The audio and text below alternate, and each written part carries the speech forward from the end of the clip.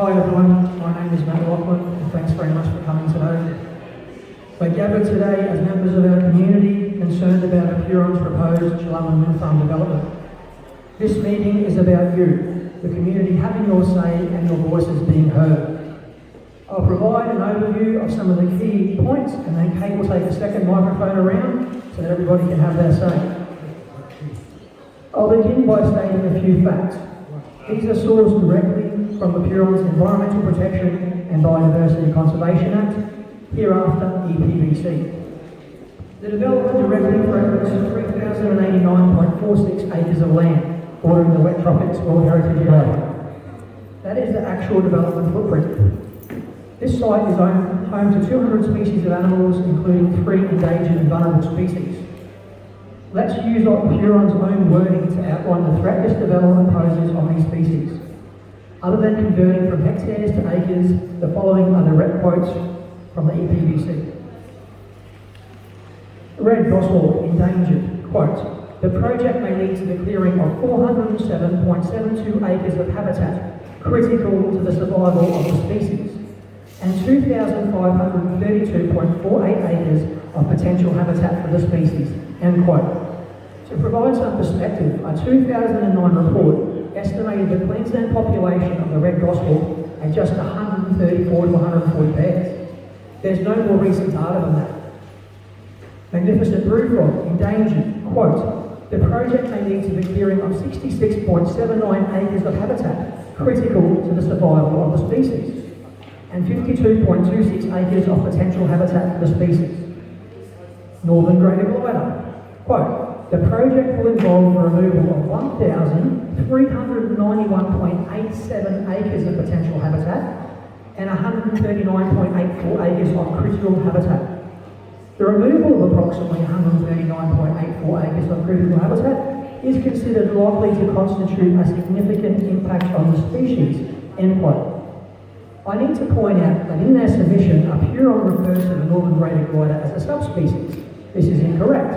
In 2020, it was declared a distinct species. Therefore, the current classification of vulnerable is wrong, and it too will likely be declared an endangered species. The next quotation applies to all 3 species.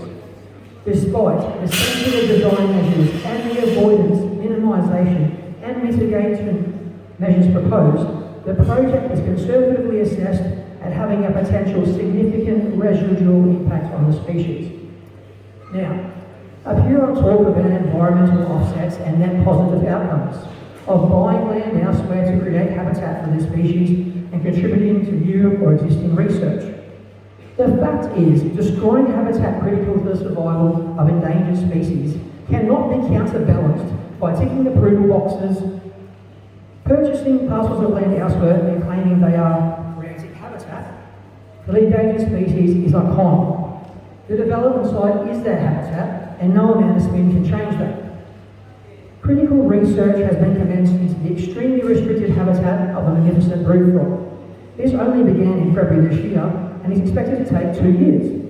A Huron stating they will contribute to research while destroying the very habitat scientists need to study is truly astounding. So let's talk about the site in question, chalumbin. I see a lot of spin going on, stating this is clear pasture land. Just cattle country, right?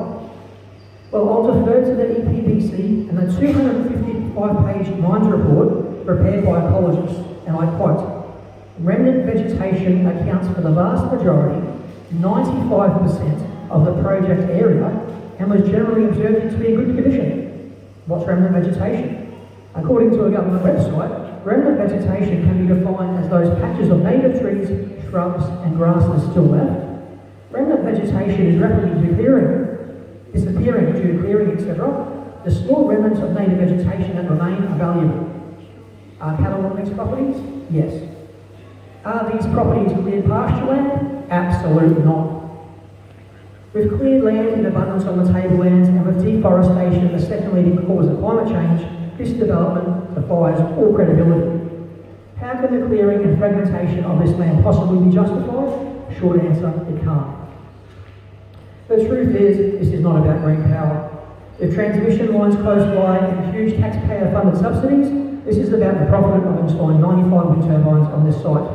It is about exorbitant corporate greed at the complete disregard of our environmental consequences.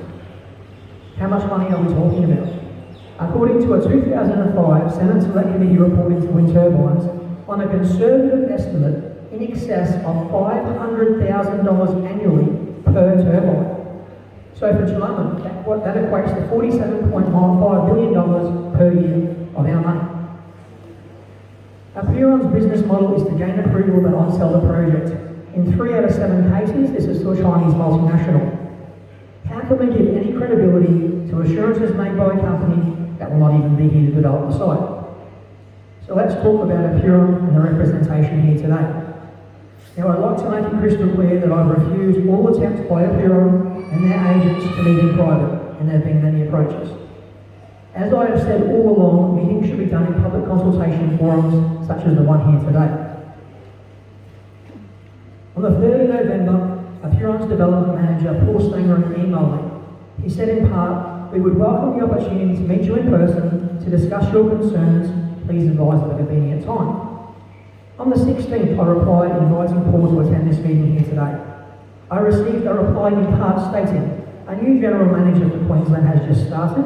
He is acquainting himself and will be introduced to the community as soon as he is up to speed. In the meantime, I am the main contact.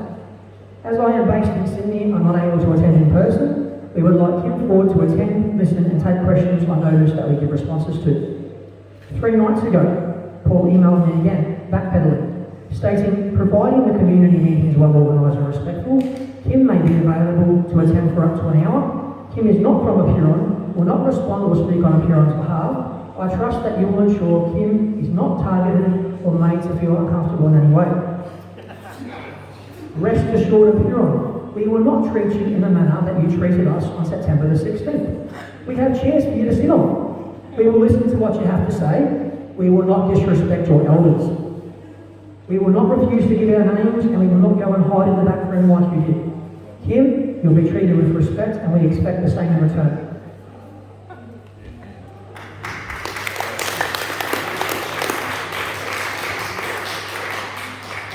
Paul goes on to say, "We are keen to connect, to provide you a briefing and listen to your concerns. Please let us know if you'd like to schedule this." Well, Paul, I did let you know. You had 6 to 8 staff here in September, but couldn't even arrange one today.